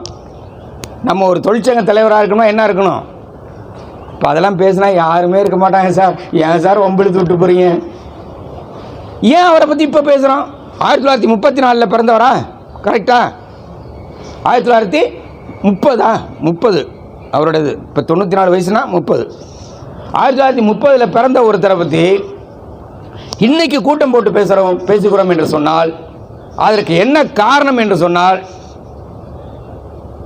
அவர் இந்த சமூகத்துக்கு விட்டு சென்றிருக்கிற பணிகள், அவர் செய்திருக்கிற சேவை, தொழிற்சங்க இயக்கம், அவர் கட்டி காத்த பாங்கு. யார் வேண்டும் என்று கேட்கிற பொழுது ஜோசப் தான் வேண்டும், எங்களுக்கு ரெகக்னிஷன் வேண்டாம் என்று முடிவெடுத்த அந்த சங்கத்துக்கு செய்த சேவைகள், இவைகள் தான் இன்றைக்கு அருமை தோழர் ஜோசப் அவர்களை பற்றி பேச வைத்திருக்கிறது. எப்பொழுதும் தொழிலாளி வர்க்கத்தைச் சேர்ந்தவர்கள், போராளிகள் சாவதே இல்லை. செய்கோராவை கேட்டா விதையை போடுறண்டா, செய்கோராவை கேட்குறாங்க விதையை போடுறண்டா, முளைச்சா செடி, முளைக்கலன்னா உரம். விதையை மண்ணிலே போடுகிறேன், அது முளைத்தால் செடி, முளைக்கவில்லை என்றால் அந்த மண்ணுக்கு உரம், எதுவும் வீணாவதில்லை. இது செய்கோரா வார்த்தை. அதை நமக்கு சொல்லிக் கொடுத்தவர் EX ஜோசப். அவருடைய புகழ் வாழ்க. அவர் குடும்பத்தாருக்கும், இப்போ ஞானையா குடும்பத்திலே நிறைய பேர் இல்லை, அதனால் அவர் குடும்பத்தாருக்கும் நம்முடைய சங்கத்தின் சார்பில், மத்திய அரசு ஊழியர்களின் சார்பில் ஆழ்ந்த இரங்கலை உரித்தாக்குகிறேன்.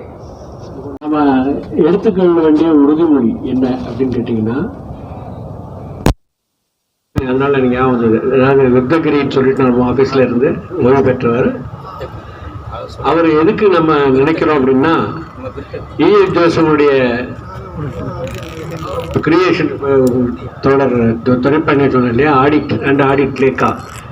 அந்த ஆடிட் லேக்கால காப்பி 900 காப்பீஸ் இந்த ஆஃபீஸில் ஒரு ஃப்ளோரில் மாத்திரம் வச்சுட்டு வருவார். எம்ஜிகே விருத்தகிரி அவங்கள என்ஜிஎஸ் அவங்க வந்து அந்த ஆடிட் லேக்கா காப்பி ஒரு ஃப்ளோரில் மாத்திரம் 600 காப்பிக்கு மேலே வைப்பாங்க. அந்த மாதிரி ஃபாலோவிங் இருந்த ஒரு மேகசின். ஸோ இப்போ நம்ம வந்து என்ன ரிசால்வ் பண்ணணும்னு சொன்னால், ரிட்டையர் ஆனால் கூட அந்த ஆடிட் லேக்கா வாங்கணும். அதே மாதிரி ஆஃபீஸில் இருக்கக்கூடியவங்களுக்கு எல்லாருக்கும் அந்த ஆடிட் லேக்காவை கொண்டு போய் சேர்க்கணும். வாங்கி அப்படியே ஆடிட் அசோசியேஷன் ரூமில் கட்டி போட்டால் அது உபயோகமாக இருக்காது. அட்லீஸ்ட் அந்த உறுதிமொழியை நம்ம எடுத்துக்கணும். ரெண்டாவது, இப்போ ஏஜ் டிஃபரன்ஸ் இருந்தால் கூட கல்பனா மேடத்து மாதிரி ஒரு டிவோட்டட் ஒய்ஃப்ன்றது கிடைக்கிறது கஷ்டம். ஜோசஃபுடைய விக்டரிக்கு முக்கியமான காரணம் இந்த டிவோட்டட் ஒய்ஃப். அவங்க கல்பனாவுடைய சேவைகள் தான். ஸோ அந்த சேவையை நம்ம நினைவு கூர்ந்து அவங்களுக்கு நம்ம ஆஃபீஸ்லேருந்து ஒரு கண்டலன்ஸ் மெசேஜ் போகணும். அவங்க யூஎஸில் இருந்தால் கூட she should know that we are part of her அப்படின்றது தெரிஞ்சுக்கணும். இதை நீங்கள் செய்வீங்க நம்புகிறேன். காம்ரேட்ஸ், ஆடிட் லேக்கான்னா யார் பேர் ஞாபகத்துக்கு வரும்ன்ட்டு ராஜா அட்வொகேட்டை கேட்டால் சொல்லுவார். இங்கே இருக்கிற ஜிகேவை கேட்டாலும் சொல்லுவார்னு நினைக்கிறேன். பேரை மட்டும் சொல்லிடுங்க. Okay, thank you. காம்ரேட்ஸ், நம்ம இஎஸ் ஜோசப் பற்றி நிறைய விஷயங்களை தெரிஞ்சுக்கிட்டோம். நம்ம ரூமுக்கு போனீங்கன்னா அங்கே இன்னும் நிறைய தலைவர்களோட படங்கள் இருக்குது. ஜின்னா படம்லாம் இருக்குது. ஸோ இந்த தலைவர்கள்லாம் நமக்கு என்ன சொல்ல வர்றாங்க, ஒரே நிமிஷத்தில் முடிச்சுக்கிறேன் தோல. என்ன சொல்ல வர்றாங்கன்னா, அதாவது ஒரு மகான் சொல்லியிருக்காரு இல்லைங்களா, டூ ஆர் டை, செய் அல்லது செத்து மடி. ஸோ நம்மளால செத்து மடிய முடியுமா தெரியல. ஆனால் கமிட்டி மெம்பராக இருக்கிறவங்க ஏதாவது செய்யணுங்க. அப்படி செய்ய முடியலன்னு வைங்க, என்னுடைய லெட்டர் செக்ரட்டரி கிட்ட இந்த நிமிஷத்தில் கொடுத்துட்றேன். அப்படி என்னால் செயல்பட முடியல அப்படிங்கறதுனால நான் ஏற்றுக்கிட்ட பிரசிடென்ட் பதவியை இந்த நிமிஷம் நான் ராஜினாமா செய்கிறேன். கம்ரேட்ஸ், இது வந்து இப்போ பேச வேண்டிய விஷயம் இல்லை. இது நம்ம தனியாக பேசிக்குவோம். இப்போ தோழர் இஎக்ஸ் ஜோசப் பற்றி இன்னும் நிறைய தெரிஞ்சுக்க வேண்டியிருக்கு.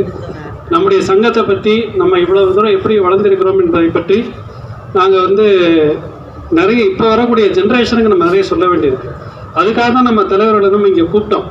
பட் இங்கே வந்து கூட்டம் நம்மளால் முழுசாக கூட்ட முடியல. இன்னும் நிறைய விஷயங்கள் நம்ம செய்ய வேண்டியிருக்கு. நம்முடைய தோழர்களை தனியாக கூப்பிட்டு எங்கள் எல்லாரையுமே வச்சு அவர்களுக்கு தொழிற்சங்க வகுப்புகளை எடுக்க வேண்டிய ஒரு வேலை நமக்கு இருக்குது. அதுக்கு நீங்கள் எல்லாரும் கண்டிப்பாக நீங்கள் ஹெல்ப் பண்ணுவீங்கன்னு நாங்கள் நினைக்கிறோம். இப்போ கூட முடிஞ்சால் தோழர் வெங்கட்ரமணி வந்திருக்காரு. முடிந்த தோழர்கள் கூட உட்காந்து ஒரு 1 or 2 hours உங்களால் முடிந்தால் கொஞ்சம் ஹெல்ப் பண்ணுங்கள். இல்லைன்னு இன்னொரு நாள் கூட நம்ம வச்சு ரெக்கார்ட் பண்ணிக்கலாம், ஒன்றும் பிரச்சனை இல்லை. இந்த போர்ட்ரைட்டையும் நம்ம வந்து ஓப்பன் பண்ண வேண்டிய ஒரு சூழ்நிலை இருக்குது. இந்த போர்ட்ரைட் ஓப்பனிங் என்பது வந்து நான் ஆல் இந்தியா செக்ரட்டரி ஜெனரல்கிட்ட பேசியிருக்கோம். நடராஜன்ட்டையும் நம்ம இன்றைக்கி பேசினோம். அகில இந்திய சங்கத்தின் சார்பாக இங்கேயே வச்சு நடத்தலாங்கிற மாதிரி ஒரு யோசனை கூட இருக்குது. அதை எல்லாத்தையும் பேசிட்டு ஒரு முடிவு பண்ணிவிட்டு அதை பற்றி நாங்கள் விஷயங்களை நாங்கள் சொல்கிறோம். இப்பொழுது தோழர் சொன்ன மாதிரி ஒரு அருமையான ஒரு இது எழுத வேண்டியிருக்கு. இன்னும் கரெக்டாக தான் I failed in my words. எனக்கு தெரியல இது எப்படி எழுதுறது. நான் உனக்கு முதல்ல ஒன்று எழுதிட்டேன். முதல்ல வந்து ஆல் இண்டியா பிரசிடென்ட் நான் வந்து ஒரு மெசேஜ் கொடுத்துட்டேன் நான். பட் கண்டலன்ஸ் எழுதணும்னு சொல்லும்போது எதை எழுதுறது எதை விடுறதுன்னு தெரியாத ஒரு சூழ்நிலையில் நான் எழுதலை. அது கண்டிப்பாக நாங்கள் எழுதி அதை வந்து கொடுத்துட்றோம். அதே மாதிரி தோழர் நாகராஜன் இப்போ எழுதி கொடுக்குறத நான் வந்து டைப் பண்ணி நாங்கள் வந்து அதை எல்லாருக்கும் சர்க்குலேட் பண்ணுறோம். தோழர் வெங்கட்ரமணி வந்து அவர்கிட்ட ரிக்வஸ்ட் பண்ணேன், உடனடியாக அவர் வந்திருக்காரு. இன்றைக்கு நடந்திருக்கக்கூடிய ஆடிட் லேக்கா இதுக்கப்புறம் வரல, பிரச்சனை இல்லை. ஆடிட் லேக்கா வந்து நம்ம இந்த பீரியடுக்கு அப்புறம் கரோனா பீரியடுக்கு அப்புறம் அது வரல. அது பெரிய ப்ராப்ளம் ஆயிடுச்சு, அதனால் நின்றுருக்குது. அதை நம்ம திரும்ப ரிவைவ் பண்ண வேண்டிய அவசியம் இருக்குது. இதை வந்து கண்டிப்பாக யூடியூப்பில் தோழர் ஏற்றணும்னு சொல்லி ரிக்வஸ்ட் பண்ணி அவர் வரச்சுன்னா அவர் வந்திருக்கார். அவருக்கு நன்றி. இப்பொழுது நம்முடைய மறைந்த 3 மணி ஆயிடுச்சு, வேறு வழி இல்லை. நம்ம இவ்வளோ பெரிய தலைவரை பற்றி பேசும்போது நம்ம டைம்லாம் பார்க்க முடியாது. இதுக்கு டைம் பார்க்க வேண்டிய விஷயமே இல்லை. அதனால் இது நிர்வாகம் கண்டிப்பாக இதுக்கு பொறுத்துக்குன்னு நினைக்கிறேன். இப்பொழுது ஒரு நிமிடம் மௌன அஞ்சலி செலுத்துவோம்.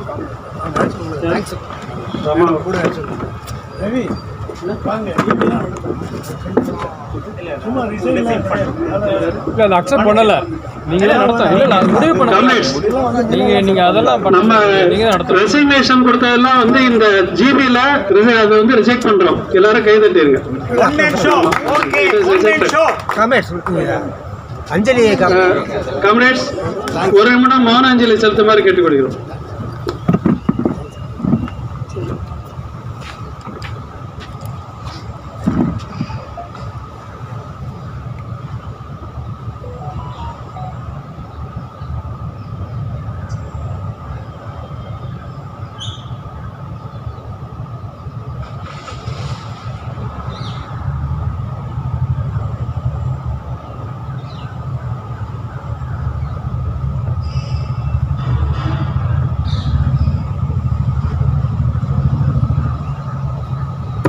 Thank you, comrades.